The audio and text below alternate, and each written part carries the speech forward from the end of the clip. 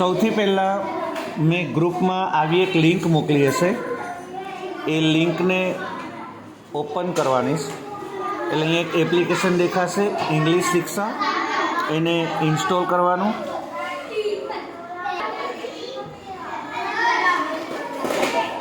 Application install થઈ જાય એટલે એને તમારે ઓપન કરવાની.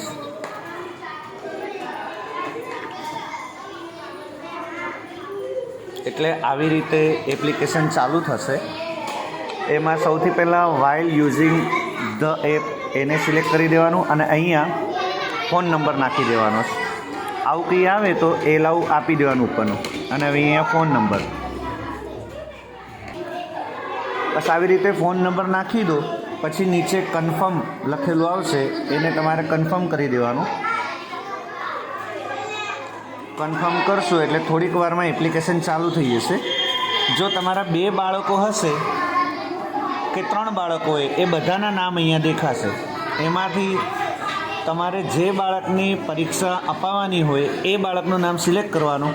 જેમ કે અહીંયા પહેલું નામ છે અક્ષા, બીજું નામ છે અલીના. તો અલીનાને પરીક્ષા આપવાની હોય તો અલીનાનું નામ સિલેક્ટ કરવાનું, પછી નેક્સ્ટ આપી દેવાનું. નીચે નેક્સ્ટ લખેલું છે અને અહીંયા સેવ આપી દેવાનું. એટલે થોડીક વારમાં એની પરીક્ષાનું ટેસ્ટ અહીંયા જો તેલુગુ લખેલું આવે છે. આપણે તેલુગુ ભાષા નથી ભણતા, ગુજરાતી ભણીએ છીએ. એટલે છેક નીચે ગુજરાતી ભાષા છે અને અહીંયા ગુજરાતી આવી ગયું લખેલું.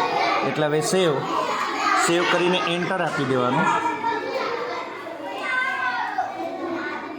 એન્ટર આપશો એટલે થોડીક જ વારમાં એપ્લિકેશન ચાલુ થઈ જશે.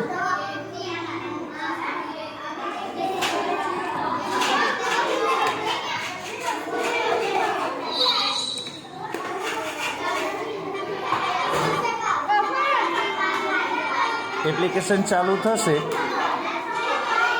એટલે એક એઆઈ જનરેટેડ ટીચર એપ્લિકેશનના એ દેખાશે કે જે અંગ્રેજી શીખવાડશે બાળકોને, અને એ કે એ પ્રમાણે કરવાનું. બાળકને આ જે બી કંઈ બોલે એ સાંભળવા દેજો. જેવું એ ટીચર જાય એટલે આવી રીતે આવશે. એમાં આપણે દરેક દિવસના આપણે પરીક્ષા આપવાની છે. એટલે અહીંયા જો પહેલાં આવી ગયું અલીના બાનું એનું નામ આવી ગયું. નીચે કન્ટિન્યુ કર્યા પછી જો અહીંયા આવ્યું શરૂઆતમાં ટેસ્ટ એવું લખેલું છે. અહીંયા લેટર નહીં દબાવતા, પહેલાં ટેસ્ટ.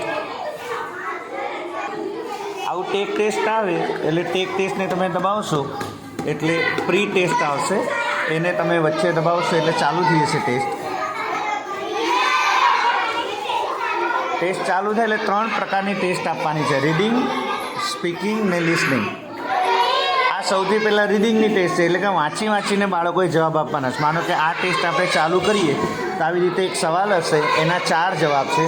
4માંથી જે જવાબ સાચો હોય, માનો કે તમારે આની અંદર કોઈ બી જવાબ, માનો કે આ જવાબ સાચો છે, તમે અહીંયા ઓકે આપશો એટલે સીધું નેક્સ્ટ આ લખેલું આવશે. ઓકે આવ્યા પછી નેક્સ્ટ દબાવશો એટલે બીજો પ્રશ્ન આવી જશે. આવી રીતે બધા જ પ્રશ્નોની એમને ટેસ્ટ અપાવવાની છે. આ ટેસ્ટ પૂરી થાય પછી તમારે સ્પીકિંગની ટેસ્ટ, લિસનિંગની ટેસ્ટ, આવી 3 ટેસ્ટ બાળકોને અપાવવાની છે. તો આવી રીતે દરેક બાળકોએ એપ્લિકેશન ડાઉનલોડ કરીને આ ટેસ્ટ ફોનમાં આપવાની છે.